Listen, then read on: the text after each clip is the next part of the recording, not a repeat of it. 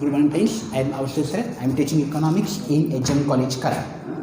In last lecture, we discussed about the importance of economics.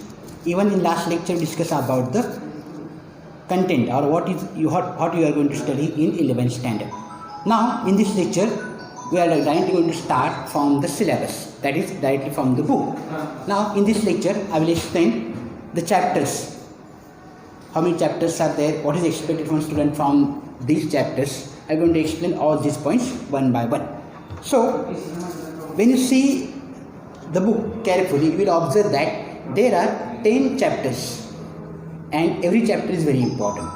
Here, I am going to write down name of all the chapters and one by one I discuss about what is there in that chapter and what is expected from you from that chapter or what you are going to learn from that chapter. Okay. Now, there are 10 chapters.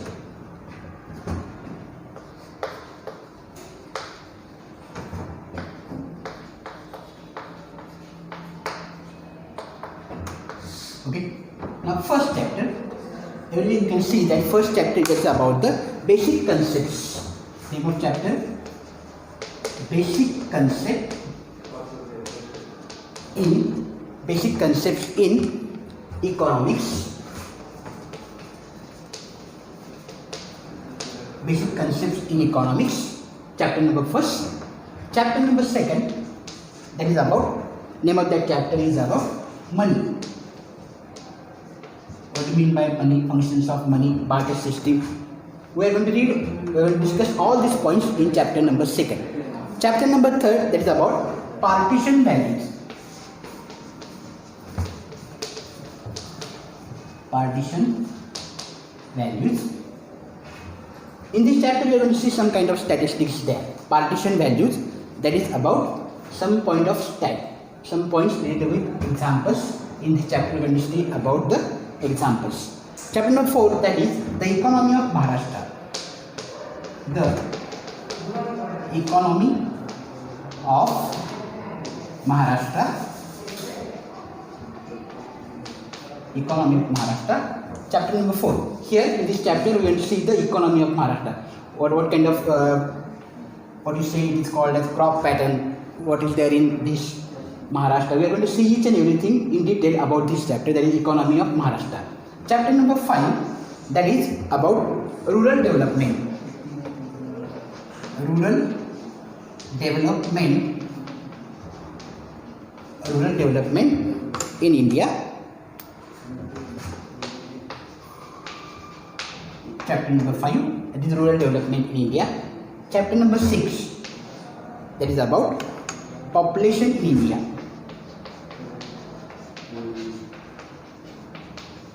Population in India. Now see, in chapter number 4, rural development in India, you know that many people, almost 6 to 70% people, they are living in rural area in India. So, rural development is very important. We are going to see about what kind of rural development is there in India with the help of this chapter, that is chapter number 5, rural development in India. Again, chapter number 6, that is about the population in India. Population, poverty, unemployment, these are 3 basic problems India is facing at this stage. Okay, so chapter number 6, that is about the population in India. Chapter number 7, that is about unemployment in India. Chapter number 7, that is unemployment in India. Chapter number 7, unemployment in India. This chapter is also very important. Unemployment in India. What kind of unemployment is there? What is situation in India? Now see here. Now we are facing the problem of corona. Here you can see that problem there for employment. So this chapter is also very important. Unemployment in India. What kind of unemployment is there? Okay. Here point chapter number 8, that is poverty in India. Poverty in India. See, population, unemployment, poverty. These are 3 basic problems of our country. All these problems, India is a developing country. We are facing such kind of problems. What kind of population is there? How to how to eliminate poverty, how to reduce population. Some measures are there. So in this chapter, chapter number 6, chapter number 7, chapter number 8, you are going to see about first chapter number 6 about the population. So chapter number 7, that is about the unemployment, and chapter number 8 is about the poverty in India.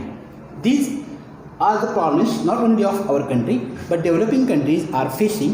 Problem of unemployment, problem of population, and problem of poverty. Okay, we are going to discuss all these things in detail from chapter number 6, chapter number 7, and chapter number 8. Chapter number 6, that is about the population. Chapter number 7, that is about the unemployment in India, and chapter number 8 is about the poverty in India.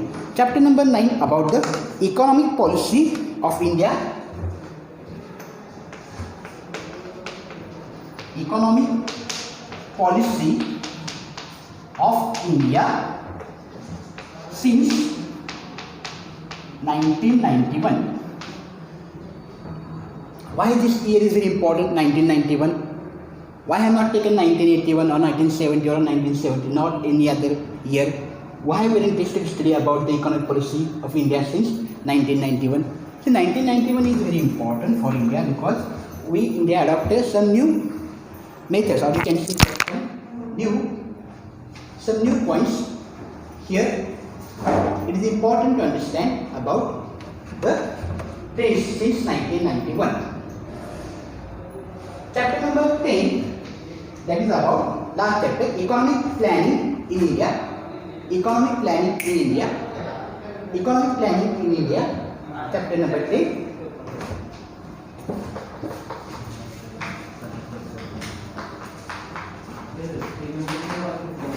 Economic planning in India. Chapter number 10, that is economic planning in India. Planning is very important thing. Planning is very important. Without planning, it is not possible to make some policies. So every country is interested to make some policies. Even India is going to adopt some policies. Here we are going to discuss about economic planning in India. What kind of planning is there? Now you know that planning commission is not there. Now it is Niti Aayog. Niti Aayog is going to discuss about all these things. So planning commission is not there, but still we are going to see what do you mean by planning, what is the duty of planning commission, and how many members are there in planning committee. We are going to discuss all these points in chapter number 10. Now in detail I am going to explain about what is there in every chapter. Okay. Now first here I have written some points. One by one I am going to discuss all the points from chapter number 1 to chapter number 10. See here I have written some points from chapter number 1. Chapter number 1, now you know that is basic concepts in economics. What you are going to learn in this chapter? In this chapter, then you are going to learn 5 important points in chapter number 1. That is about, first point, that is differentiate between natural science and social science. Means what kind of difference is there for natural science and social science? We are going to discuss about these points in chapter number 1. Okay. Second, recognize and appreciate the diversity of views of various economies. See, recognize and appreciate. So in this chapter you are going to see the views of some economists. For example, Alfred Marsh is there, Adam Smith is there, Robinson is there. Okay, Adam Smith is called the father of economics. You are going to see the definition from Adam Smith. So recognize and appreciate the diversity of views.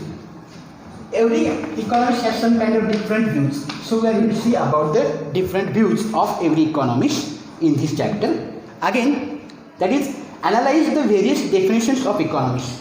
What is the definition of economists? Many economists, they are given definitions. So you are going to see the definitions by all economists here, various types of definitions of economics. Again, point number 4, that is differentiate between microeconomics and macroeconomics. What do you mean by microeconomics? What do you mean by macroeconomics? You are going to see the difference from this chapter, differentiate between micro and macroeconomics. This point is also very important.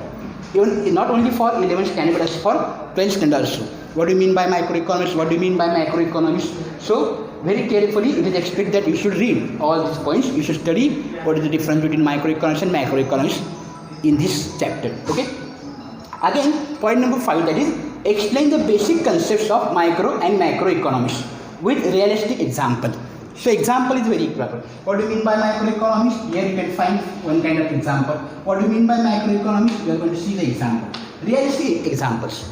So in my first lecture, I discussed that economics is science related with human beings. Economics is science of limited resources. How you are going to use, how the society is going to use limited resources. How to use limited resources. So by applying this thing, or for example microeconomics, here you can find some kind of realistic examples. Macroeconomics, you are going to find some realistic examples which are related with your life, human life. You are going to see all these things from chapter number 1, that is basic concepts in economics. Here chapter number 2, again there are 5 important points for chapter number 2. Chapter number 2, name of chapter, that is money. You know that money is very important. Money is very important chapter. It is called as money is everything for a life. Without money you cannot buy, you cannot purchase anything. So what do you mean by money? Definition of money. Before money, what kind of conditions were, situations were there? How people they are going to use, or what some kind of trades, what kind of conditions were there for trading. So we are going to see all these things. Before money, barter system was there. So what are the advantages of barter system? What are the drawbacks of barter system? We are going to see all these things in this chapter. First point is difficulties of barter system and justify the introduction of money. How there is some kind of problem for barter system. When I teach all these things, I will explain all the points one by one. Here, what difficulties were there for barter system and how money is going to introduce, and how money is going to justify or how money is going to solve the problem of barter system. Again, second point, that is about the various definition of money. What do you mean by money? Definition given by economics about the money. We are going to see all these things from various definitions of money. Point number 3, that is about different stages in the evolution of money. What kind of stages are there? Now see, nowadays we are going to use paper money, but it is not the final stage. Even in some future you are going to find that plastic money will be there. So next stage will be there for money. But what are the stages in the evolution of money? We are going to see this point in chapter number 2. Again, what are the qualities of money? We are going to use the money. What are the qualities of money? How money is going to have some kind of functions? We are going to see all these things with the help of qualities of money. And last point, that is about the primary, secondary and contingent functions of money. What is primary function of money? What is secondary function of money, and what is contingent function of money? Even in this chapter we will see some kind of about the black money. What do you mean by black money? How black money is going to take place? These points are going to study in chapter number 2. Chapter number 3, you know that chapter number 3, name of chapter number 3, that is about the partition values. This chapter is very important. Very purposefully this chapter has been introduced. As students, they should have some kind of knowledge about the statistics. This point is also going to be introduced for you. Chapter number 3, that is about chapter number 3 about the partition values.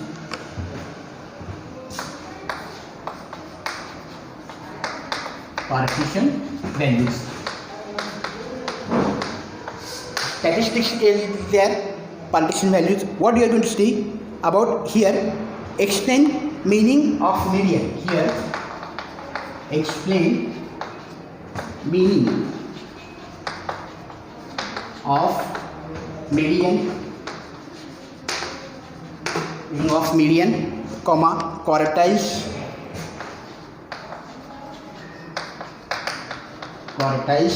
and deciles.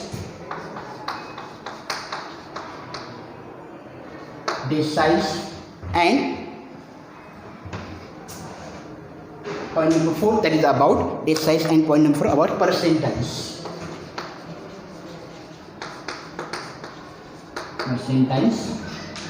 These points are also very important. Again, here we are going to study about explain the need of partition value. Here, explain the need of partition value. This point is there. Extended a partition value and assess value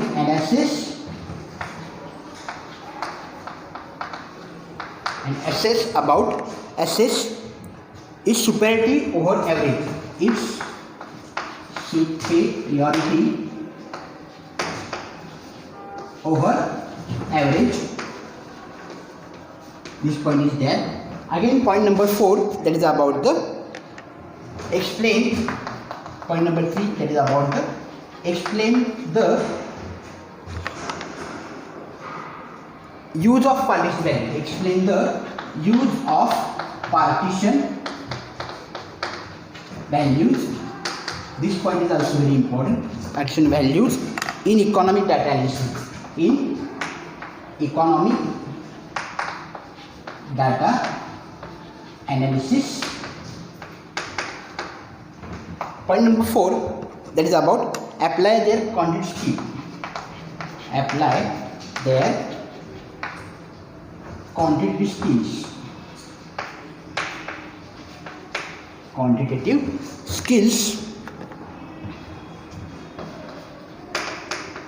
See, in my first lecture I explained that this chapter is very new for you. Very purposefully government or board has introduced this chapter for 11th standard students. Here some statistic part is there. You might have learned about mean, median, mode in up to 10th standard, but here some kind of detailed information is there. For example, explain meaning of median, quartiles, deciles and percentiles. Here you are going to see meaning of median, meaning of quartiles, meaning of deciles, meaning of percentiles. Here again second point is about explain the need of partition values. Why partition values are very important? What is need of partition values, or what and assess the superiority over average. What is how we are going to use partition values over average. You are going to see all these points from chapter number 3. Third, that is about again explain the use of partition values. What is use of partition values? How you are going to use partition values in your day-to-day life. In economics, I mentioned that economics some use of statistics is there. So it is very important for a student of commerce that they should know how to use statistics. That's why this chapter very purposefully government has introduced this chapter. And that is point number 4, that is about the apply their quantitative skills. This point is also very important. With the help of these points, we are going to discuss about the partition value. This chapter is very important. Even in my last lecture, I discussed that sequence is very important. Third, point number 1, chapter number 1, chapter number 2, chapter number 3, sequence is very important. And you have to study all the chapters one by one sequentially. That is first chapter, that is about the basic concepts. Second chapter is about the money. Third chapter is about the partition values. So it is expected that students, they should study all the chapters one by one. It is possible that some students, they are going to read this chapter at the end, chapter number 10. But it is not expected. The government or the board has introduced this chapter for chapter number 3. So it is expected from you that you should study sequentially. For example, chapter number 1, basic concept, chapter number 2, that is about money, and chapter number 3, that is about the partition values. All these chapters are very important. Chapter number 4, that is about the economy of Maharashtra. So we are living in Maharashtra, so it is important that the students, they should know about the state. We all people who are living in Maharashtra, it is important for us that what kind of economy is there. So chapter number 4, the economy of Maharashtra. Economy of Maharashtra.